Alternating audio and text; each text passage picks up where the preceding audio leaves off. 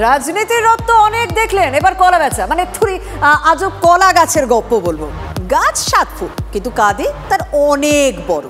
নদিয়ার ফুলিয়ার আছে এমনই এক বাঞ্ছারামের বাগান। পর্দার বাঞ্ছারামের মতো বাস্তবের বাঞ্ছারামও বাগান অন্তপ্রাণ। সেই ভালোবাসার নমুনাটা দেখুন।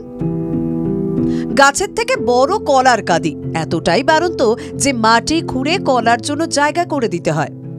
এক কাঁদিতে অগন্তি কলা 4 মাস আগে থেকে ধরেছিল ফলন, তার থামার লক্ষণ নেই।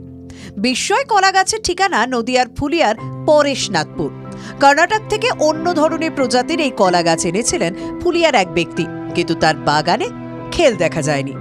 সেই কলা গাছের থেকে বেরোনোয় একটি চারা নিয়ে আসেন নিরঞ্জন সরকার। নিয়মিত জল, সার আর আরো খেয়াল রেখেছিলেন, তাতেই তার 16 কলা পূর্ণ। আদর করে অবাক কলা গাছের একটি নামও রেখেছেন বৃদ্ধ। এটা তৈরি করতে ঠিক নিজের সন্তানের মতোই করতে হয়, মানে যত দিকে শুনে রাখা, কোনো পোকামাকড় লাগলো কিনা দেখা। এই নামটা রেখেছি আমি ভূমি চুম্বন হাজারি কলা। নিরঞ্জন তথাকথিত চাষার বেটা নন। একসময় সরকারি চাকরি করতেন, কিন্তু হৃদয়ে ছিল গাছপালা। একটু একটু করে নার্সারিতে হাত পাকান।